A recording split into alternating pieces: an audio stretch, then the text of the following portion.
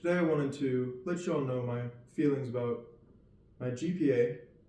So I just received my grades back for the semester, and previously to this semester I had a 4.0 GPA.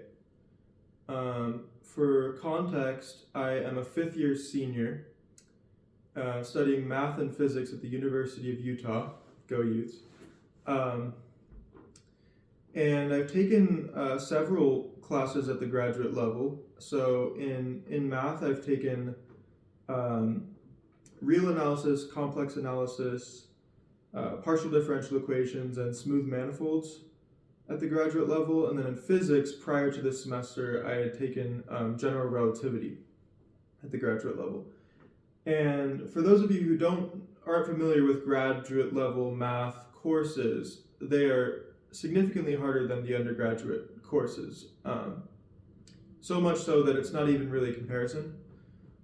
Of course, there are a handful of undergraduate courses that are quite difficult, but just the amount of weekly work that you put into the homeworks at the graduate level is just like several orders of magnitude more.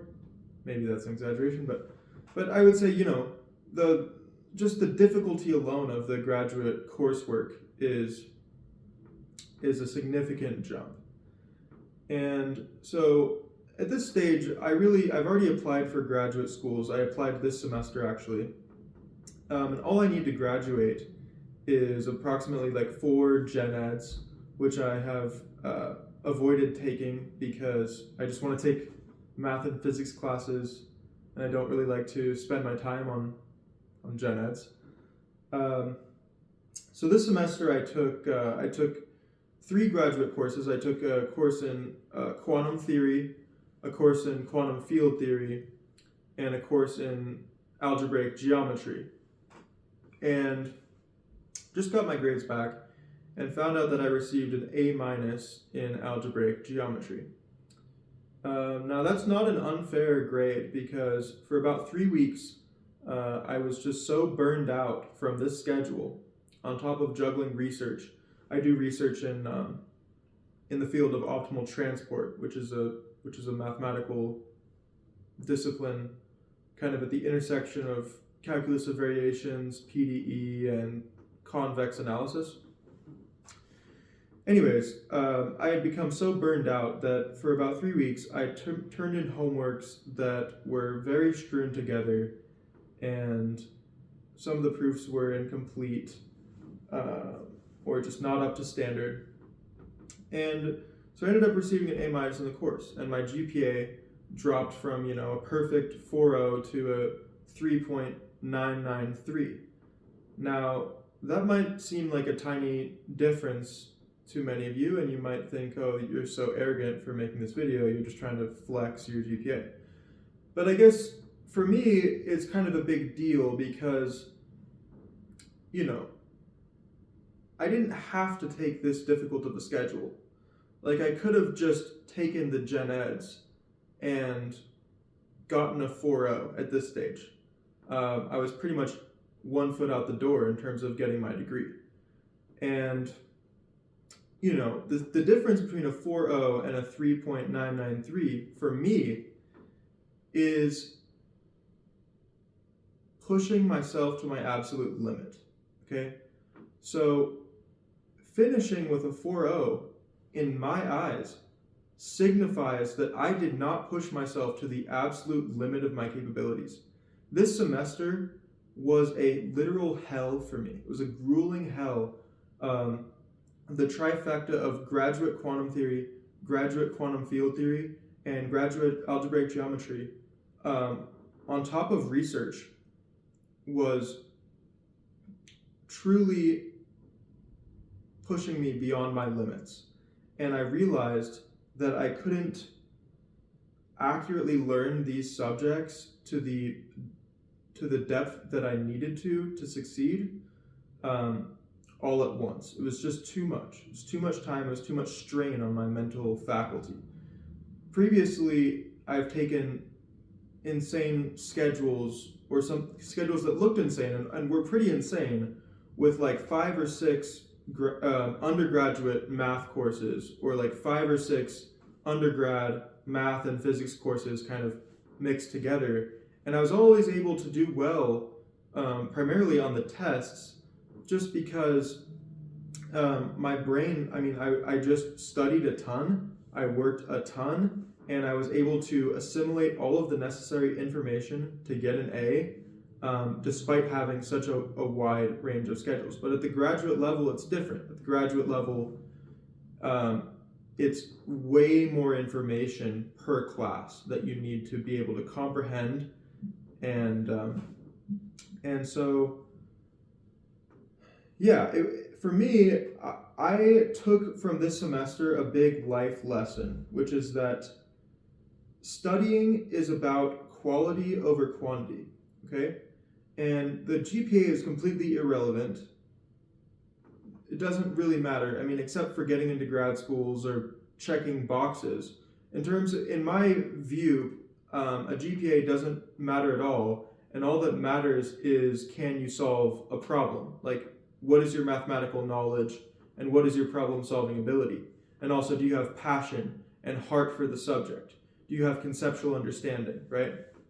These are things that I don't think are accurately reflected in a grade. In fact, I think what I realized this semester is that so much of my life I had spent jumping through hoops and doing what it took to get an A in a class, and then moving on to the next subject, when in reality, my understanding of the material was very shallow, and often just a memorization of a set of techniques that were needed in order to get the correct answer without a deeper understanding. And so, what I see is that I need to go back to the basics, the fundamentals, and part of these videos that I'm doing I'm gonna be going through, textbooks from earlier courses in my career, in my undergraduate career. For example, my Foundations of Analysis textbook, my probability textbook, calculus textbook, etc., and doing the exercises in there and trying to solidify my understanding at a deeper level and share that with you. So I think what I learned from this semester was a deep life lesson, which is that studying math is about quality over quantity. And if you just spend a ton of hours per week on a bunch of different classes, you're not necessarily getting the progress that you would expect.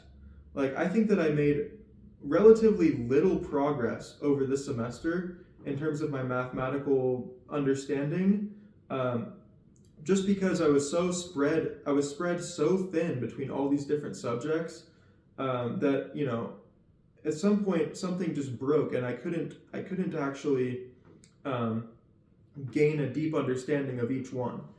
And so for me, moving forward, I'm not going to just try and take a bunch of classes anymore.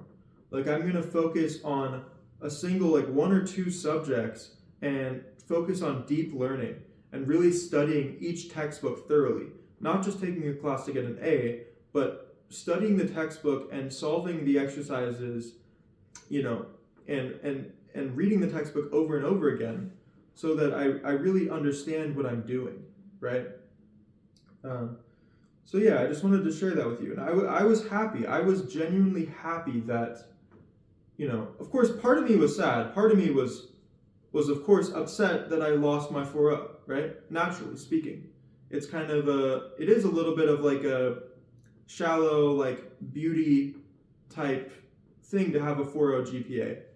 And part of me was a little bit sad. And that part of me also is dying. The part of me that cares about these superficial markers of success, such as grades. That part of me I want to die, and I want a new part of me to be born, which is the part of me that prioritizes understanding and knowledge over shallow learning. And the grade in a course is the perfect example of a shallow learning process. If you only care about your grade, then you do not have the right mindset to make significant progress. And if that's you, if you really go through and only care about your grades, that's okay. That was me for a lot of my life. And hopefully as time progresses and you get deeper into the subject, you can realize, as I have, that the grade doesn't matter. So part of me is happy and feels content with myself that I pushed myself hard enough to my absolute limit that I was able to break my 4.0 GPA. And that to me is an indication that I didn't settle for a schedule that was too easy. I didn't settle during my years of undergraduate for taking classes which were too easy, and I finally found my human limit as to the amount of work that I can take before breaking. And so for me, it was a philosophical lesson rather than the greatest take home of the semester was a change in perspective, a change in the way that I approach learning.